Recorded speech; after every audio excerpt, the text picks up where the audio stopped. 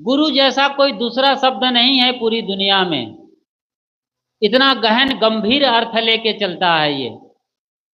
बाकी दुनिया में जो कुछ भी सिखाते हैं, कहीं उसे उस्ताद कहते हैं, कहीं पर शिक्षक कहते हैं, कहीं टीचर कहते हैं, कहीं मास्टर कहते हैं, कहीं कोच कहते हैं। ये बाहर दुनिया की सिखावन सिखाते हैं, बिजनेस करने की, पैसा कमाने की और तरक्की करने की, सफलता प्राप्त करने की। मगर आप सफलता प्राप्त कर लो, तरक्की हासिल कर लो और पूरी दुनिया को पा जाओ, उसके बाद जो चाहिए उसे गुरु बताते हैं। सब मिल गया, लेकिन आपके पास न आनंद है न शांति है। ये कौन बताएगा? इसकी खबर कौन देगा? बड़े बड़े जो लोग हैं इस दुनिया में, अरबपति, खरबपति, धनवान, Bill Gates, Warren Buffett, Elon Musk, ऐसे ऐसे आदमी भी गुरु करते हैं। एप्पल के जो संस्थापक रहे हैं स्टीव जॉब्स, वो यहाँ बताते हैं उत्तराखंड में नीम करोली वाले बाबा के पास आए थे, या उनके जाने के बाद उनके दरबार में हाजिरी लगाए थे। फेसबुक के जो मार्क जुकरबर्ग हैं, वो भी नीम करोली बाबा के दरबार में हाजिरी लगाते हैं। सोचिए जरा, पैसा, दौलत, शोहरत, पद, पैसा, प्रतिष्ठा पाने के बाद भी शांति नहीं मिलती है, आनंद नहीं मिलता है। इसलिए सच्चे गुरु की तलाश करनी चाहिए, जिनके चरणों में आप बैठते हैं, जिनके शरण में होते हैं, जिनके करीब होते हैं और आपको गहन शांति मिलती है। कुछ भी नहीं दे रहे हैं गुरु, लेकिन आनंद के झरने फूट रहे हैं। इसे महसूस करना होगा आपको। यही सच्चे गुरु की पहचान है। गुरु का मतलब होता है जिनके पास आप जाते हैं, वो होते हैं और आपको सारा खजाना मिल जाता है। इसके लिए अपने भीतर के शिष्यत्व को जगाना होगा, क्रांति करनी होगी आपको। गुरु को नहीं खोजना है, शिष्य को खोजना है कि मेरे अंदर का सोया हुआ शिष्य कैसे जगेगा। अपने शिष्यत्व को जगाइए, ये मजबूरी है और जरूरी भी है। आपने आज तक क्या पाया है इस दुनिया में? कुछ भी नहीं मिलता इस संसार में, चाहे जितना बटोर लो आप, रुपये, पैसे, सोने, चांदी, हीरे, जवाहरात, हाथ खाली रहेंगे। कितना याद कर लो, कितना पढ़ लो, राहुल सांकृत्यायन जैसा आदमी कम से कम 10-12 भाषाओं का ज्ञाता था, दुनिया को घूमा था, बड़ा पंडित कहलाता था, महापंडित राहुल सांकृत्यायन। उतना पढ़ाकू आदमी उनके जमाने में कोई नहीं था। अंबेडकर साहब बाबा के जमाने में भी उनके जैसा पढ़ा लिखा आदमी नहीं था। लेकिन जब राहुल सांकृत्यायन को ऐसा रोग हुआ, विस्मृति रोग, कि उसको फिर से का खा गा पढ़ना पड़ा। आप समझ रहे हैं? फिर से उस आदमी को का खा गा घा ABCD पढ़ना पड़ा, तब जाकर के जो इतना बड़ा पढ़ा लिखा और इतने कई भाषाओं का ज्ञाता था, उसकी ये दशा और दुर्दशा हुई है। आप लोग कितना पढ़े लिखे हैं, सब भूल जाएगा, कुछ काम नहीं आने वाला है।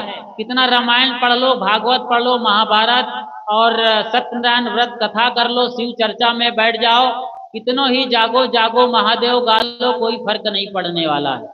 जब आप खुद नहीं जगे हैं तो महादेव को जगाने से क्या फायदा है? और महादेव कब सोया हुआ है? ये ठीक ऐसे ही है जैसे सिकंदर दुनिया को लूटा, दुनिया का सबसे बड़ा लुटेरा जिसे महान सिकंदर कहा जाता है, द ग्रेट अलेक्जेंडर, लूट लूट करके पूरा खजाना भर लिया था।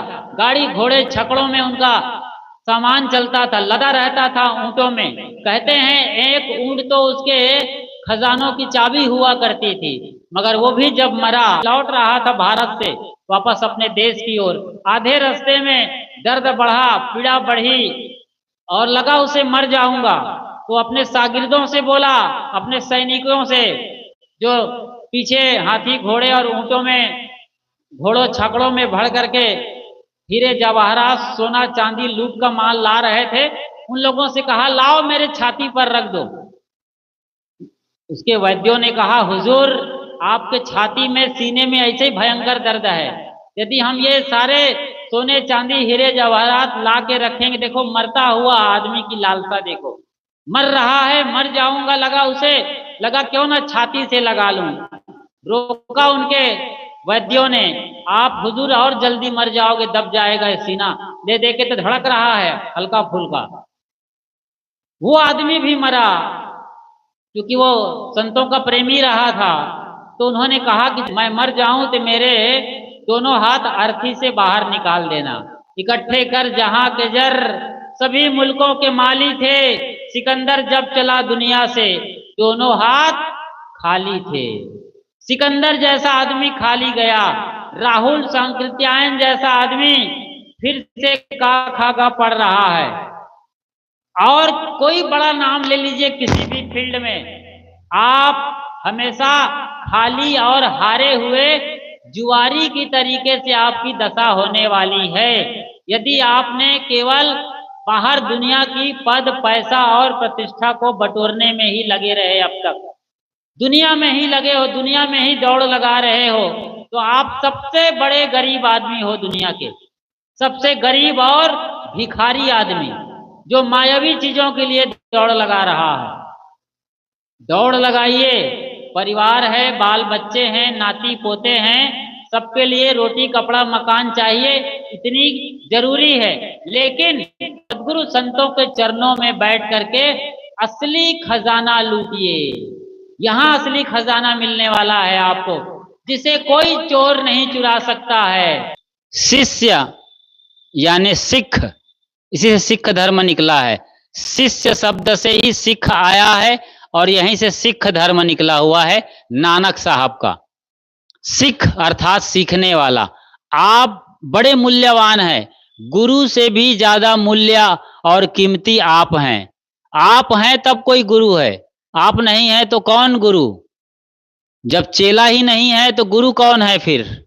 गुरु का मूल्य नहीं है, गुरु का तो अमूल्य है, गुरु का मूल्य अमूल्य है, लेकिन आप बेशकीमती हैं, आप मूल्यवान हैं। आप पर कुछ चीजें कुर्बान की जा सकती है, आपकी क्षमता की जा सकती है, आपकी कीमत लगाई जा सकती है, आपकी बोली लगाई जा सकती है, क्योंकि आप शिष्य हैं, चेला हैं, सीखने वाले हैं, जिज्ञासु हैं, मुमुक्षु हैं, आप उस दिशा में यात्रा करने वाले हैं। आपका सही होना जरूरी है। आप यदि सही हैं तो फिर कोई भी गुरु आपके सामने आएगा, वो आएंगे ही। गुरु मच्छंदर नाथ जब भटके थे तो फिर गुरु गोरखनाथ को आना पड़ा था। गोरखनाथ चेले थे उस वक्त, मच्छंदर नाथ गुरु थे।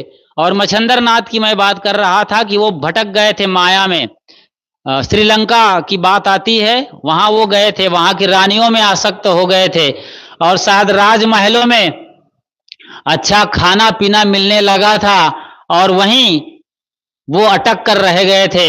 जब गुरु गोरखनाथ को पता चला, मतलब उस वक्त चेले थे, उतना नाम शोहरत नहीं रही उनकी, लेकिन जब पता चला चेले गोरखनाथ को, तो फिर वो गए, और जो उन्होंने गाया था गीत, जो उन्होंने ललकारा और पुकारा था मच्छंदर नाथ जी को, अपने गुरु को पटरी पर लाया था, जाग मच्छंदर गोरख आया, जाग मच्छंदर गोरख आया। तो गुरु गोरखनाथ को भी अपने गुरु मच्छंदर नाथ को पटरी पर लाने के लिए बहुत बड़ी पहल करनी पड़ी थी। सोचिए जरा, यह है चेले की औकात, यह है चेले की ताकत। चेला दमदार हो तो कोई भी गुरु भटक नहीं सकता, फिसल नहीं सकता है, इतनी बड़ी क्षमता है आपकी। आप सही हैं, आप सचमुच में खोजी हैं, तो आपको गुरु पक्का मिलेगा। गुरु आपके द्वार चल के आएंगे, आपको कहीं जाना नहीं पड़ेगा। जैसे जब बच्चा पुकारता है, चिल्लाता है, हाथ पैर पटकता है, न उसे कुछ बोलने आ रहा है, न माँ बोल पा रहा है, न दूध बोल पा रहा है, लेकिन उनका पूरी तरीके से नाखून से लेकर सिर तक जो उनकी फिक्र है, रोना है, जो उनकी तकलीफ है, तड़फन है, ये माँ कहीं भी हो, माँ को खींच करके ले आती है। इतनी बड़ी प्यास होनी चाहिए, और आपके प्यास बिल्कुल कुनकुने हैं, बिल्कुल ठंडा बासी, कोई दम नहीं है आपके प्यास में। न तो आपको अपनी फिक्र है, न तो आपको ये जानना है कि मैं कौन हूं, इसकी कोई फिक्र है। मेरा जगत के साथ संबंध क्या है, मैं इस जगत में क्यों आया हूं, और मुझे मेरी मंजिल क्या है, इसके लिए मुझे क्या करना है, कोई फिक्र नहीं है।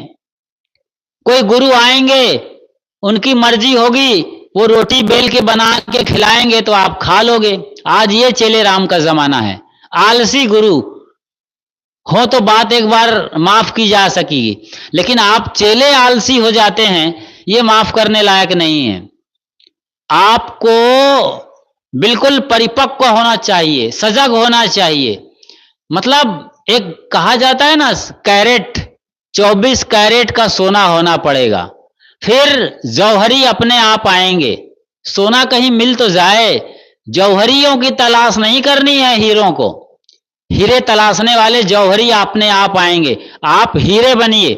हीरा कोई लकड़ी कैसे बनता है, आपने देखा है कभी, या विचार किया है इस बात को? जब तबाही आती है, जैसे अभी भूस्खलन हो रहा है, अभी आप केदारनाथ, उत्तराखंड, हिमाचल की खबर जब सुनते हैं तो पूरा वहां पर लैंड स्लाइडिंग हो रही है, पहाड़ दरक करके नीचे आ रहा है, पूरा मलबा।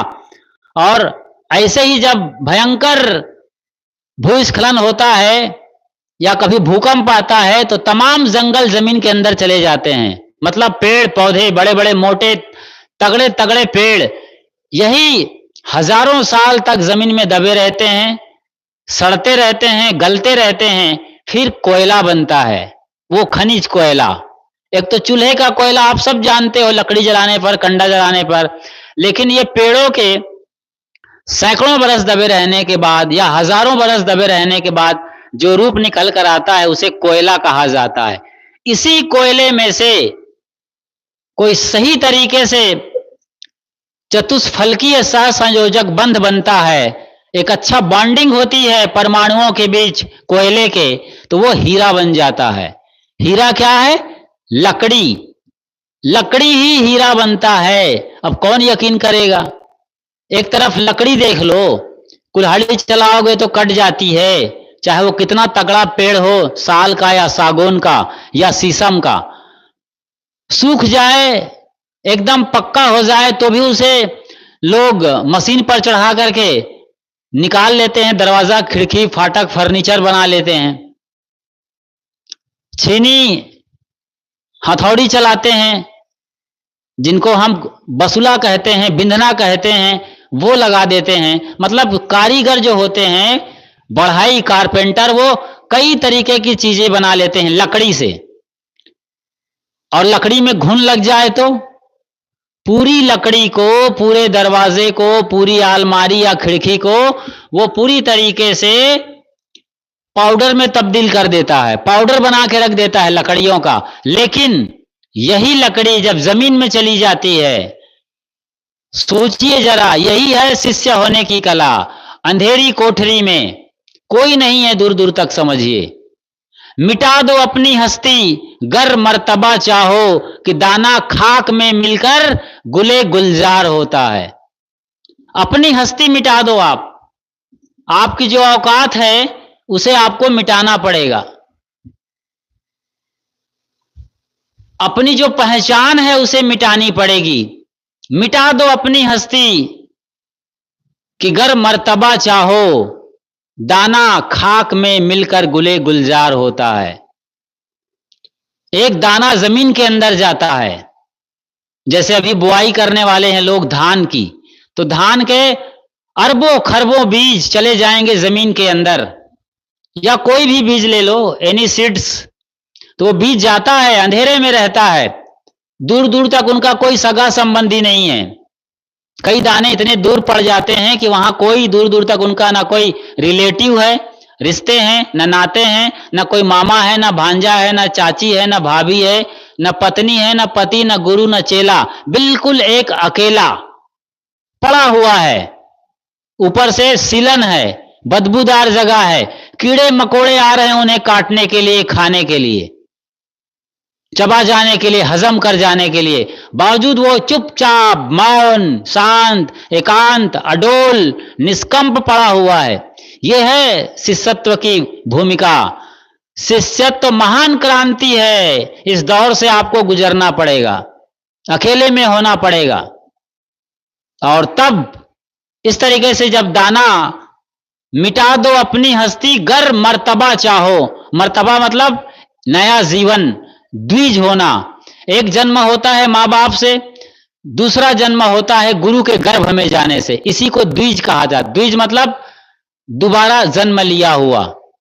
हालांकि द्विज शब्द ब्राह्मणों के लिए रूढ़ हो गया है, और ब्राह्मण मतलब वो, ये कोई ऐसा ब्राह्मण नहीं खानदानी ना। ब्राह्मण मतलब ब्रह्म जानाति इति ब्राह्मणा, जो ब्रह्म को जानता है, स्वयं को जानता है, वही असली और रियल ब्राह्मण है। इसकी बात हो रही है। द्विज का मतलब ब्राह्मण या पंडित। पंडित का मतलब सत्या सत्य विवेकनी बुद्धि पंडा, यस्य बुद्धि पंडा सा पंडिता। सत्य और असत्य को जो विलग करता है, अच्छा और बुरा में से अच्छाई को लेता है, जहां भी द्वंद्व है वहां से निकल करके जो सार सत्य है उसको लेकर जीता है, वही असली पंडित है। सत्या सत्य विवेकनी बुद्धि पंडा, यस्य बुद्धि पंडा सा पंडिता। जिसकी बुद्धि पंडा है, अलग अलग करने की विवेकवती निर्णयवती बुद्धि है, वही पंडा है। और जिसके अंदर ये पंडा बुद्धि है, वही असली पंडित है। वो पंडित नहीं है जो अभी इटावा के अंदर यादव कथाकार मुकुटमणि यादव और संत कुमार सिंह के चोटी काट दिए, मुंडन कर दिए, ये यादव नहीं है। और बाद में पता चला कि पत्नी रेणु तिवारी से कहा कि जाओ तुम अपनी, समझ रहे हैं ना, मैं नहीं बोलना चाहता, वो लेके आओ। और बाकायदा फिर वो अपनी पत्नी का गंगा जल उन लोगों पर छिड़का गया। कितनी मतलब विभत्स घटना हुई है, यह आप अच्छी तरीके से जान रहे हैं। ये लोग पंडित नहीं हैं, ये सब पाखंडी है, ढोंगी हैं।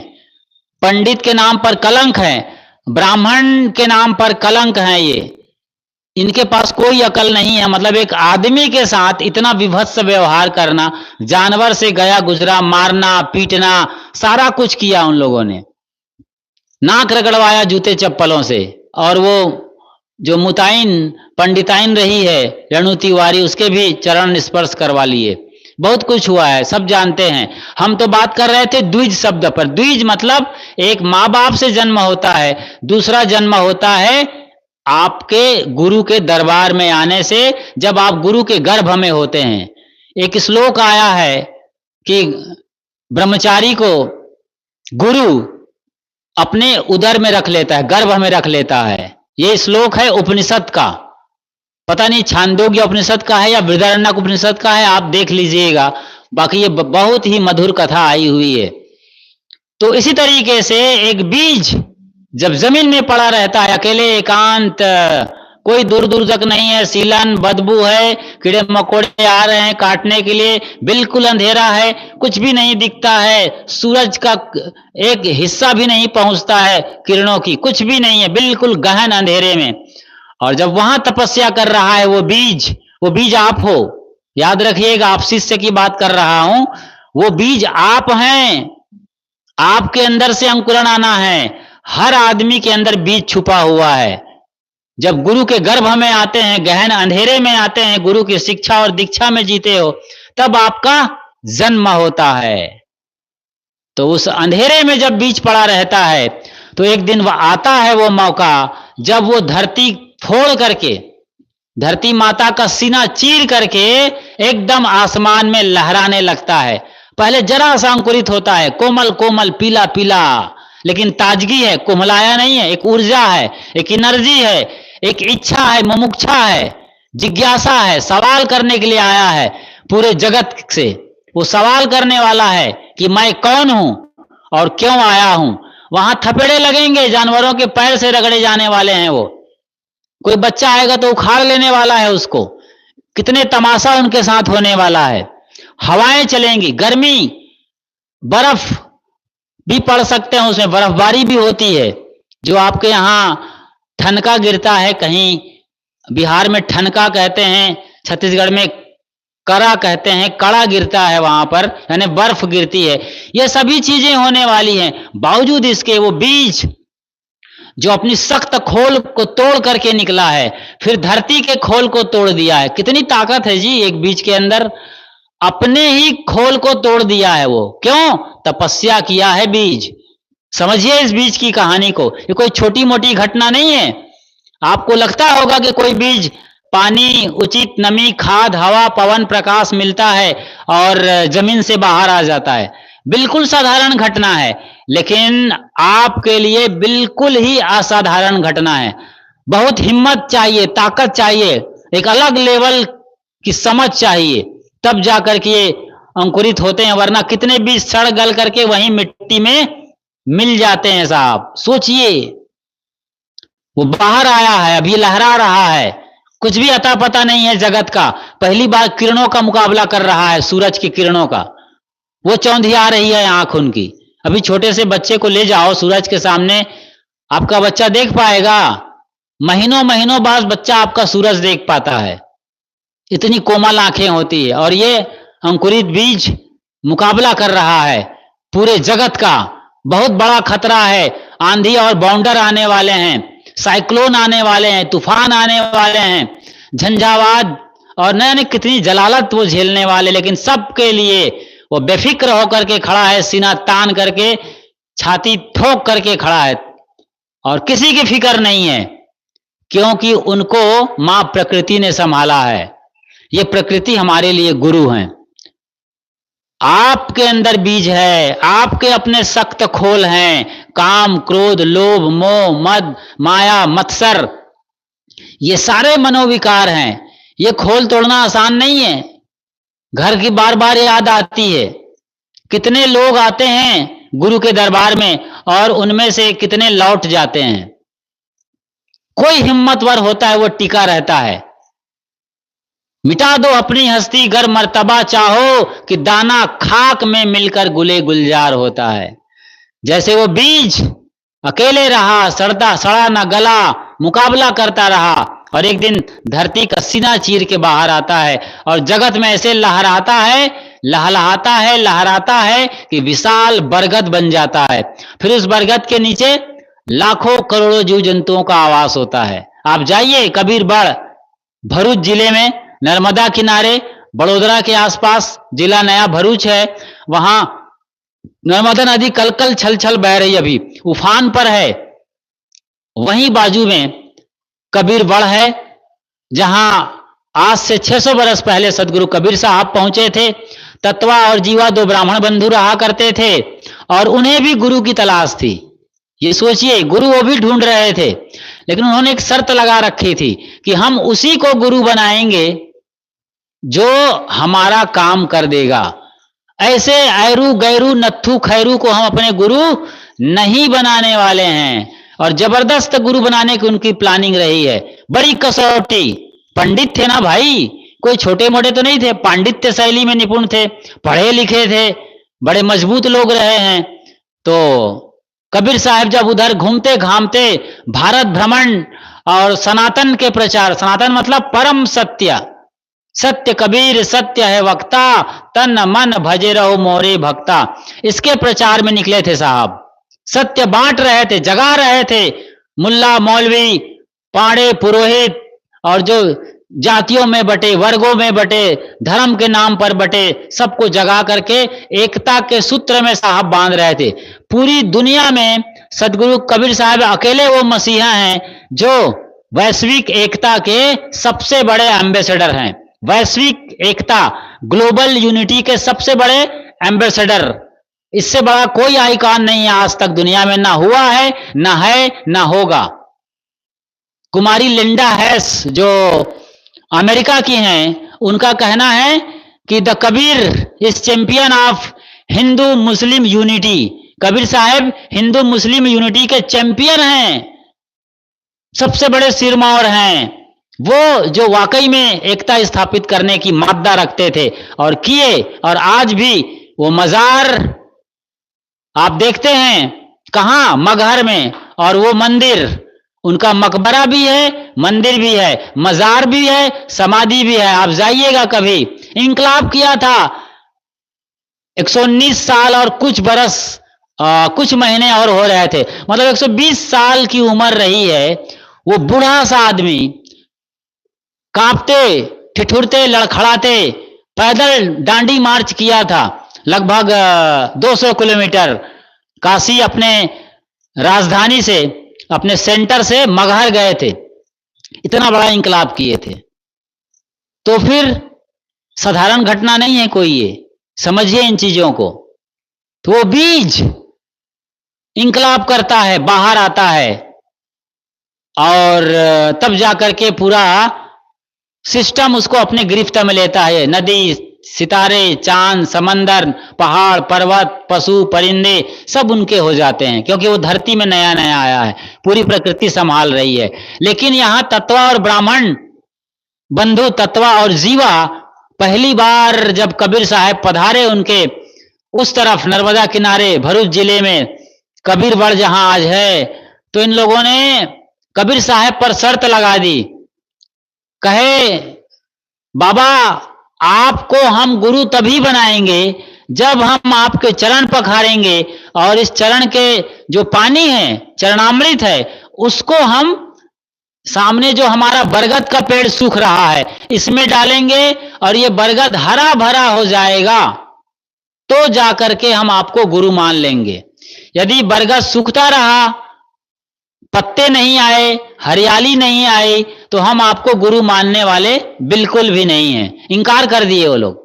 कबीर साहब मुस्कुराए, चलिए जो मर्जी है देखा जाएगा, आप लोग राजी हैं तो हम भी राजी हैं। हम तो आए ही हैं भ्रमण करने, हम तो निकले ही हैं यहां नर्मदा किनारे।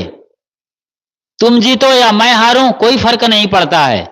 चलिए साहब बैठ गए किसी चट्टान पर, और ये तत्वा जीवा दोनों ब्राह्मण बंधु, देखो जाति के ब्राह्मण, पंडित, जनेऊधारी, चोटीधारी, तिलकधारी, और पता नहीं कितने शास्त्रों के प्रकांड विद्वान पंडित नामधारी, आज गुरुदेव के चरणों को पखार रहे हैं। कुछ तो देखे होंगे, अभी गुरु नहीं बनाए हैं, लेकिन कबीर साहब का तेज, उनके चेहरे में एक अलग लेवल की आभा, वो सब बता रही थी कि कोई साधारण आदमी नहीं मिले हैं आज, कोई तो मिले हैं, हमें मिले गुरु ज्ञानी, कोई तो बात हो रही थी आज। चरण पखारे, और कहा जाता है बड़े प्रेम से दोनों ने चरण पखारे, और श्वेत वस्त्र से उनके फिर चरण को पोछे कपड़े से, और बंदगी किए, प्रणाम किए जो उनसे आता था, और उस पानी को उठाकर तसला के साथ बरगद में डाल दिया गया।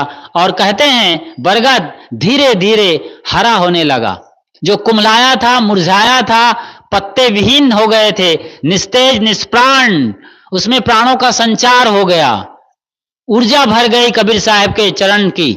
और वो आशीर्वाद मिला कबीर साहब का कि वो आज कबीर बड़ इतना बड़ा हो गया है। मैं गया हूं, आप जिस चैनल में अभी आप देख रहे हैं खुशहाल जिंदगी टीवी, इस यूट्यूब चैनल में सर्च करिएगा कबीर पंथियों का तीर्थ कबीरगढ़, तो वो पूरी वीडियो आ जाएगी। वहां हम गए हुए थे पूरे समाज के साथ, तमाम साध्वी बहनें हैं, तमाम संत गुरुजन हैं, और मेरे ख्याल से पूज्य धर्मेंद्र साहब जी शायद नहीं आए थे। हम सूरत से गए थे वहां उस कबीरगढ़ को देखने, तो वो पूरी वीडियो है, हमने दिखाया है सारे बरगद के पेड़ों को। तो इतना बड़ा वहां पर बरगद का पेड़ का पूरा काफिला है कि आपका पूरा गांव वहां समा जाएगा। 2-4 हजार की आबादी उस पेड़ के नीचे आ जाएगी, इतना बड़ा बरगद का पेड़ है। एक पेड़ से इतना आ गया है, एक ते अनंत होए, अनंत होए एक आए। कबीर साहब की बात अद्भुत और अद्भुत है। बूंद समाना समुद्र में सो जाने सब कोई, लेकिन समुद्र समाना बूंद में जाने बिरला कोई। यही चीज हम बताने जा रहे हैं कि आप एक बूंद हो जिसके अंदर समंदर समाया हुआ है, आप एक ऐसे शिष्य हो जिनके अंदर गुरु समाये हुए हैं, एक ऐसे बीज हो जिसके अंदर बरगद समाया हुआ है। यही तो हम बता रहे हैं। तो बरगद हरा भरा हो गया। अब ये बिल्कुल लौकिक दृष्टिकोण है, साधारण बुद्धि की बात है। मतलब साधारण लोगों को, गांव के लोगों को समझाने के लिए इस तरीके की कल्पना, परिकल्पना और कथाओं की जरूरत पड़ती है। लोग नहीं समझेंगे। हुआ था, एक्चुअल में हुआ क्या था, ब्राह्मण बंधु जो रहे ना, तत्वा और जीवा, जो नामी गिरामी पंडित थे, ब्राह्मण थे, ये लोग तमाम धर्मशास्त्र पढ़े हुए थे, तमाम कथा कर रहे थे, इस लोगों को कंठस्थ कर लिए थे। पोथी पढ़ पढ़ जग मुआ, पंडित भया न कोय, ढाई आखर प्रेम का, पंडित भया न कोय, कबीरा पंडित भया न कोय। कोई इस तरीके से पांडित्य को हासिल नहीं कर पा रहे थे। इनका जीवन सूखता जा रहा था, सारे शास्त्र रट्टा मार लिए थे, घोट करके, जैसे वेद और पुराण और 18 जो पुराण हैं और 9 जो शास्त्र हैं, और भी जितने आरण्यक ग्रंथ रहे हैं, धर्म सूत्र के ग्रंथ रहे हैं, मनुस्मृतियां रही है, सब घोट घोट के पी गए थे गिलास में कागजों को, लेकिन कोई शांति, कोई आनंद, कुछ नहीं है। चेहरा मुरझाया हुआ, न शांति के फूल खिले थे, न आनंद के छाव उनके जीवन में थे, कुछ भी नहीं था, नीरस सूखा बेजान मालूम पड़ता था। हताश और निराश से कबीर साहब का पदार्पण हुआ उनके आंगन में, वहां नर्मदा किनारे, और पहली बार उन्हें लगा कि कोई दरबार में प्रभु आए हैं, परमात्मा आए हैं, सदगुरु आए हैं, जो झूम झूम के चरण पखारे, जो सेवा किए, बैठे, सत्संग की धारा बही साहब के चरणों से, श्रीमुख से, एक्चुअल में पावन सानिध्य मिला साहब के चरणों का। इसका मतलब होता है कि पूरा माहौल कबीरमय हो गया था, ज्ञान से भरपूर। बीजक वहां पढ़ाए होंगे साहब ने, बीजक के कितनी वाणियां वहां पर साहब ने बोला होगा, उनके शिष्यों ने लिखा होगा। जो आज आप कबीर पंथ में जो सबसे महान रचना है सदगुरु कबीर साहब की मौलिक रचना बीजक वो पढ़ रहे हैं, वो बहुत सारे पद वहीं रचे गए हैं। कबीर साहब ने बोला, लोग बैठे, और लगातार सत्संग भंडारा चलता रहा हफ्तों हफ्तों, और तब जाकर के तत्वा और जीवा के सूखे हुए मरुस्थल हृदय में 2 बूंद की धारा निकलने लगी, धीरे धीरे विकसित होने लगे, हरे भरे होने लगे, उनके समंदर लहराने लगे, डोलने लगे, और धीरे धीरे ऐसी हरियाली आई कि दोनों ब्राह्मण बंधु सदगुरु कबीर साहब के चेले हो गए, और उनके साथ फिर देश दुनिया घूम घूम कर अलख प्रचार करने लगे सदगुरु की वाणियों का, उनके ज्ञान का और ध्यान का। ये हुई थी घटना। ऐसा नहीं है कि बरगद पेड़ सूख रहा था तो हरे, यह चमत्कारिक रूप है। कहने में अच्छा लगता है, सुनने में अच्छा लगता है, बताने में अच्छा लगता है, एक अलग लेवल की फीलिंग भी आती है, अलौकिकता झलकती है, और कबीर साहब को लोग परमात्मा भी कहते हैं। लेकिन इतना महिमा गाने से आपके जीवन में कोई फर्क नहीं आने वाला है। और मैं जो बता रहा हूं, जो रियलिटी है इस कहानी के पीछे, इस घटना के पीछे, कबीर वड़ के उस पूरे घटनाक्रम को हम देखते हैं 600 बरस पुराने, तो एक्चुअल में रियलिटी यही है, हुआ यही था कि उन दोनों के अंतःकरण में ज्ञान के अंकुर फूटे थे, फसलें लहलहाई थी। उन्हें लगा कि जो हम पोथी पुराण बांच रहे थे, ये तो बिल्कुल मरुस्थल की रेत की तरीके हैं, इसमें लगता तो है प्यास बुझेगी, मृग मरीचिका आपने देखा होगा, यदि आप समंदर किनारे गए होंगे, कहीं भी जाओ उधर तो पानी दिखता है, सामने ताको समंदर के उल्टे तो पूरा लगता है पानी इधर चमक रहा है बालू में। आप जाओगे तो वहां कुछ नहीं है, चमकती हुई बालू है। ऐसी सड़क को देख करके भी होता है, सड़क पर निकलो आप गर्मी के दिन में तो आपसे कोई 25 मीटर दूर, 10 मीटर दूर बिल्कुल चमकता हुआ नजर आएगा, लेकिन जैसे ही करीब जाओगे वहां वो डामर की एक परत भर है, चमक, वो परमाणु जो क्या होते हैं आपस में सटे हुए दिखते हैं दूर से। डामर तार कोल के सारे परमाणु एक सरफेस पे आ जाते हैं, और वो इतने सट जाते हैं कि सूरज की किरणें उनको रिफ्लेक्ट कर देती हैं, तो वो रिफ्लेक्शन दिखता है हमको सूरज की किरणों का, और हमें लगता है कि वहां पानी भरा हुआ है। यही रिफ्लेक्शन बालू में भी होता है, मरुस्थल में। हम गए हैं जैसलमेर में मरुस्थल, राजस्थान के कई इलाकों में हम यात्रा किए हैं, मरुस्थल में चले हैं। वहां पर क्या ढोड़ी क्या होता है, एक अलग कस्बा होता है गांव में, मरुस्थल के अंदर जो गांव है वहां भी हम गए हैं और रहे हैं, साधना भजन किए हैं। तो चमकदार जो नजर आती है वो पानी नहीं है, वो रिफ्लेक्शन है सूर्य का। तो ऐसे ही मरुस्थल सूखा हुआ था, लेकिन अब असली बरसात हुई, खूब झमाझम बारिश हुई थी कबीर साहब के ज्ञान की। ऐसी अतुलित वर्षा, पूरा सराबोर हो गए तत्वा जीवा। महापंडित जो अपने को कह रहे थे, पहली बार पता चला कि ऊंट जो है पहाड़ के नीचे आया हुआ है। चरण पकड़ लिए साहब के, शिष्यत्व ग्रहण कर लिए, और उनके साथ वहां पर बीजक सुनने समझने वाले सैकड़ों लोगों ने अपना कायाकल्प किया। मतलब जीवन में वो स्थिति हासिल किए जो जीते जी मुक्ति का कहलाता है। इतने बड़े निर्वाण पद की बात हुई थी। तो शिष्यत्व तो महान क्रांति है। शिष्य होना है आपको, गुरु तो मिलेंगे। तत्वा जीवा क्या एडवर्टाइजमेंट लगाए थे, क्या वो भटक रहे थे? काशी, बनारस, मानसरोवर और इधर रामेश्वरम, उधर ऊपर चले जाओ तो वैष्णव देवी, केदारनाथ, अमरनाथ, या फिर और देख लीजिए गंगोत्री, यमुनोत्री। हो सकता है पंडित रहे होंगे तो कहीं ना कहीं दौड़ लगाए ही होंगे, जरूर दौड़े होंगे। जैसे मुल्ला की दौड़ मस्जिद तक होती है, दौड़े होंगे ये लोग, सभी जगह तीर्थाटन देशाटन किए होंगे। नामी गिरामी लोग थे, पैसे वाले थे उस जमाने में भी। तो हर तरीके की खाक छाने, हर तरीके की खाक छाने, गंगा में स्नान किए, तीर्थों में भटके, लेकिन कुछ हासिल नहीं हुआ। नहाए धोए क्या भया, जो मन मैल न जाए, मीन सदा जल में रहे, धोए भास न जाए। बास कहाँ जाती है मछली की? वो गंधाती रहती है, चाहे उसको 10 दिन रखो, चाहे 50 दिन रखो, चाहे उसको रोज एरियल से धो डालो, परफ्यूम लगा लो, कोई फर्क पड़ने वाला नहीं है।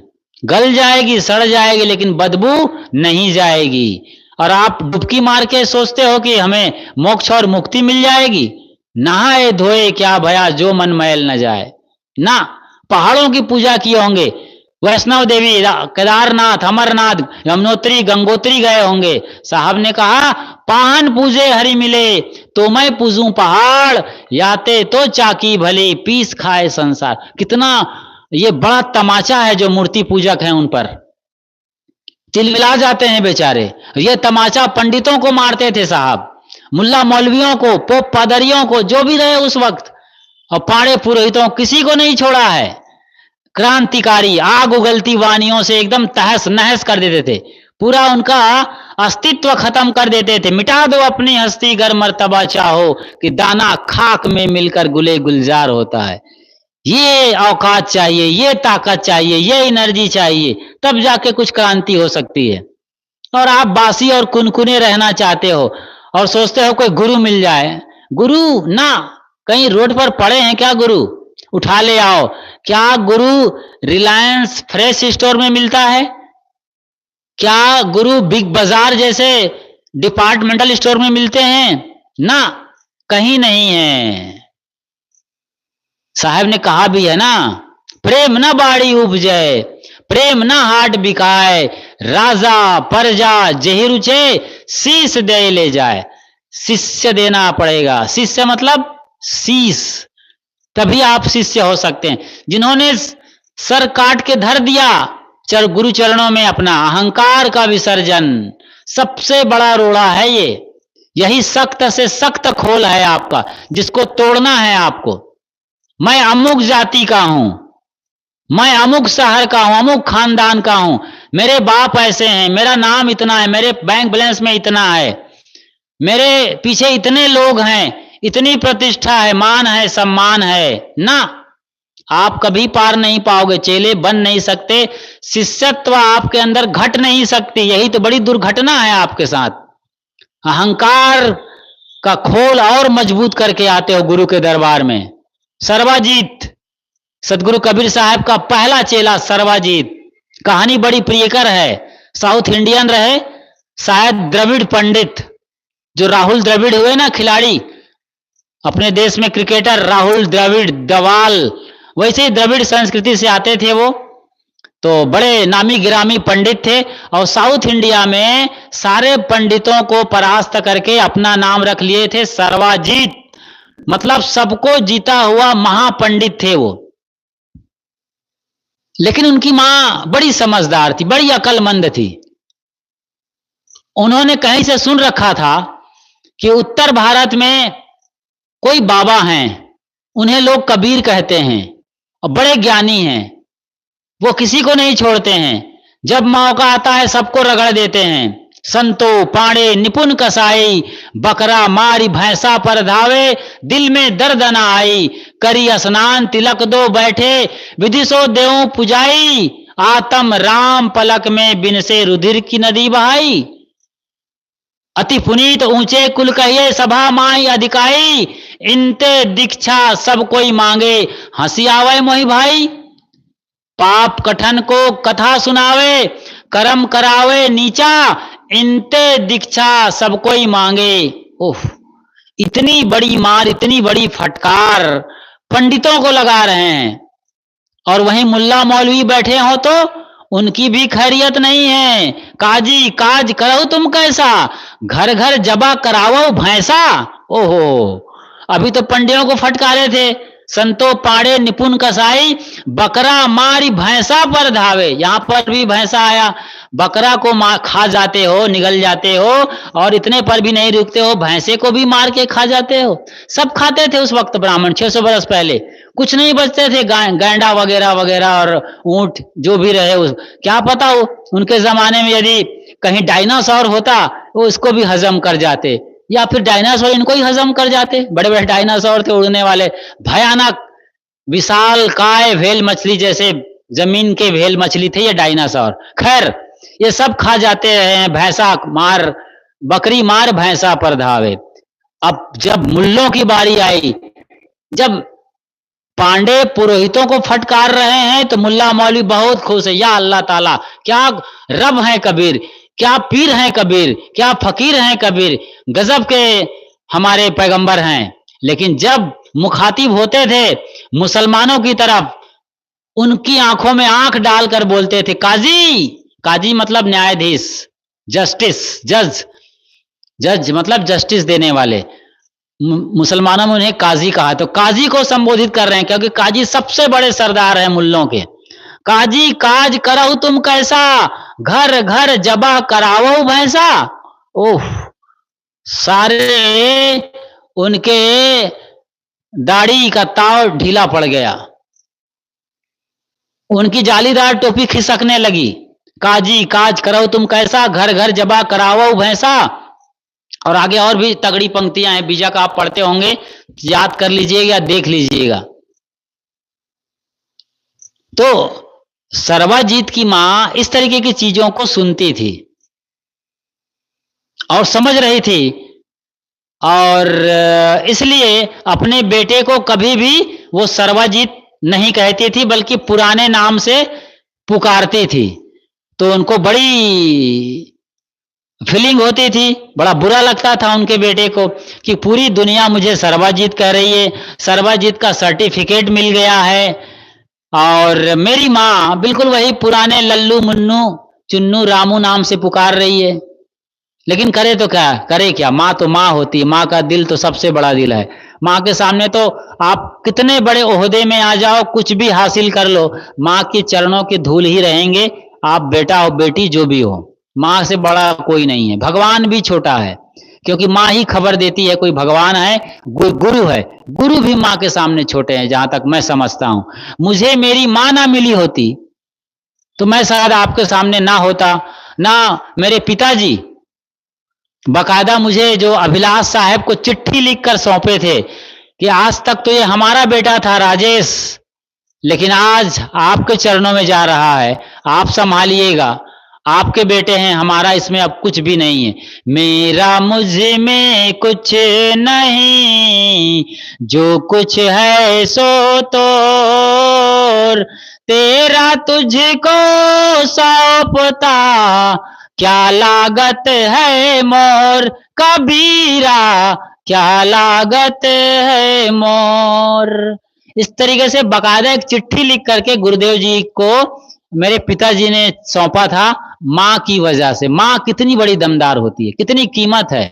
एक ऐसे मसीहा सदगुरु कबीर जिनका अपना कोई रजिस्टर्ड गुरु नहीं है, लेकिन गुरु पर इतना बोले हैं वो कि और कोई गुरु संत मुसाफिर फकीर औलिया पीर पैगंबर किसी ने नहीं बोला है इतना। इतने वचन कबीर साहब ने केवल गुरु पर बोले हैं, इतने साखी इतने दोहे। गुरु गोविंद दो खड़े काके लागो पाए, बलिहारी गुरु आपनो गोविंद दियो बताए, कबीरा गोविंद दियो बताए। गुरु कुमार शिष्य कुंभ, गढ़ गढ़ काढ़े खोट, अंतर हाथ सहार दे, बाहर मारे चोट, कबीरा बाहर मारे चोट। गुरु मानुष कर जानते, ते नर कहिए अंध, महादुखित संसार में आगे यम के फंद, कबीरा आगे यम के फंद। अनंत वाणियां हैं साहब की। तो मैं तो बता रहा था सिर्फ एक बात, अपने मन को निर्मल कर लो। ये मन तो निर्मल भया जैसे गंगा नीर, फिर पाछे पाछे हरि फिरे, कहत कबीर कबीर। यही शिष्यत्व है। मांझो मल को एक गुरु के पास चेला पहुंचे, चेला कुछ सवाल किए, गुरु ने कहा बेटा लो, आज बहुत भीड़ भी है, मौका भी नहीं है, ये ले जाओ पत्थर। एक पत्थर दिया और कहा कि इसको इतना मांझो कि इस पत्थर पर तुम्हारा चेहरा दिखाई देना चाहिए, दर्पण बना लो पत्थर को। यही काम करना है, दर्पण बना लो आप अपनी चेतना को, अपने झांक सको खुद को, अपनी बुराई को, अपनी अच्छाई को, फिर काहे को दूसरे के पीछे पड़ोगे।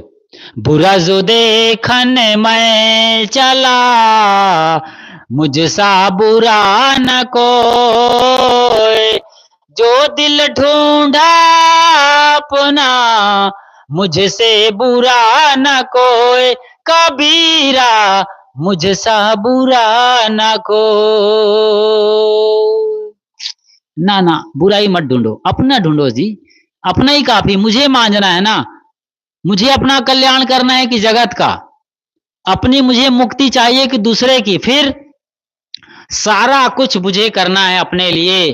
तो फिर शिष्यत्व महान क्रांति है और बहुत आसान है, कोई बहुत बड़ी क्रांति नहीं है, समझ सको तो। वरना आप बीच की बात को समझ लो ना, मिटा दो अपनी हस्ती गर मर्तबा चाहो कि दाना खाक में मिलकर गुले गुल। खाक कर दो ना, अपने को छोटा कर दो, समेट लो, अहंकार को विसर्जित कर दो, चरणों में सौंप दो गुरु जी के। गुरु सब संभाल लेंगे।